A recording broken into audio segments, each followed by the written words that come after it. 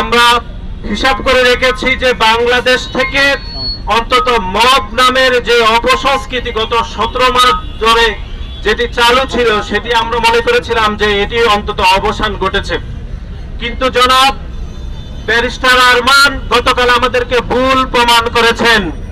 তিনি আবারও প্রমাণ করে দিয়েছেন যে জামাত শিবির সে মব কালচার থেকে এখনো বের হতে পারেনি।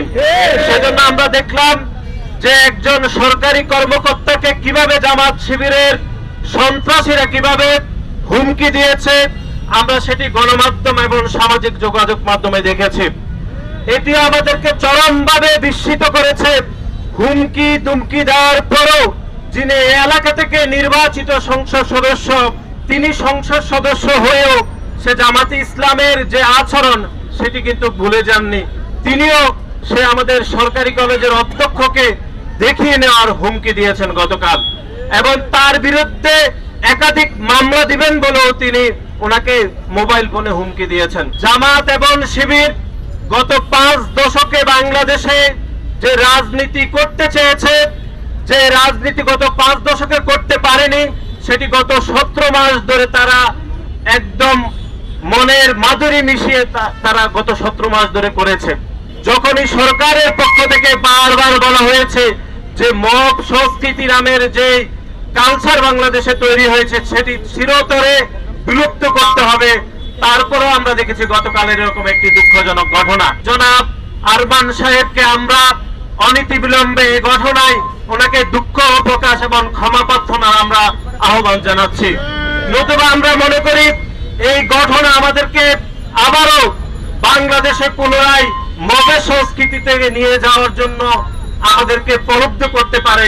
গণমাধ্যম এবং সামাজিক যোগাযোগ মাধ্যমে এসেছে যে সামাজিক যোগাযোগ মাধ্যমে নাকি সরকারের সমালোচনা করার কারণে বিবি সাউদা সুমি নামের একজন জামাতের কর্মীকে গ্রেফতার করা হয়েছে, এরকম শিরোনাম হয়েছে।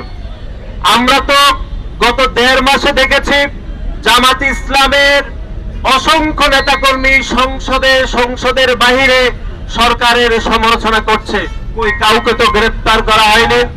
সুতরাং যে সকল গণমাধ্যম এটুকু লিখেছেন যে সরকারের সমালোচনা করার কারণে বিবি সাউদা সুমিকে গ্রেফতার করা হয়েছে, আমি মনে করি এটি গণমাধ্যমে ভুল সংবাদ পরিবেশন করা হয়েছে। আপনারা এখানে যারা উপস্থিত হয়েছেন গণমাধ্যমের কর্মী, আপনাদেরকে আমি উদাত্ত আহ্বান জানাবো যে জনাবা বিবি সাউদা সুমির আইডিতে আপনারা একটু ঘুরে আসবেন। আইডিতে গেলে আপনারা দেখবেন, আইডিতে যখনই যাবেন মনে হবে যে ব্যস্ত থেকে যে হুরপুরিরা এই আইডিতে সাক্ষাৎ নেমে এসেছে, কিন্তু আইডি স্কিপ করে আপনারা যখন নিচে যাবেন তখন দেখবেন সাক্ষাৎ শয়তান আইডিতে ভর করেছে। হাজার হাজার আইডি থেকে বিএনপির নামে যে প্রপাগান্ডা, মিথ্যাচার এবং চরিত্র হনন করা হচ্ছে, তার অন্যতম আরেকটি আইডির নাম হচ্ছে বিবি সাউদা সুমির আইডি। দলের সিনিয়র যুগ্ম মহাসচিব জনাব রুহুল কবির রিজভী আহমেদকে উদ্ধৃত করে কিরকম একটি ভুল মিথ্যাচার করা হয়েছে আপনারা এখানে দেখেছেন। গণপ্রজাতন্ত্রী বাংলাদেশ সরকারের মাননীয় প্রধানমন্ত্রী এবং ওনার মেয়েকে জড়িয়ে কিরকম কুরুচিপূর্ণ এবং মিথ্যাচার করা হয়েছে সেই আইডি থেকে। এই আইডি থেকে এর আগেও আমাদের সংসদের পররাষ্ট্র প্রতিমন্ত্রীকে নিয়ে এরকম কুরুচিপূর্ণ বক্তব্য দেওয়া হয়েছে। সুতরাং এই আইডিতে দেখলে বোঝা যায় যে এই আইডির উপর যে কিরকম সাক্ষাৎ শয়তান ভর করেছে গত 17 মাস ধরে।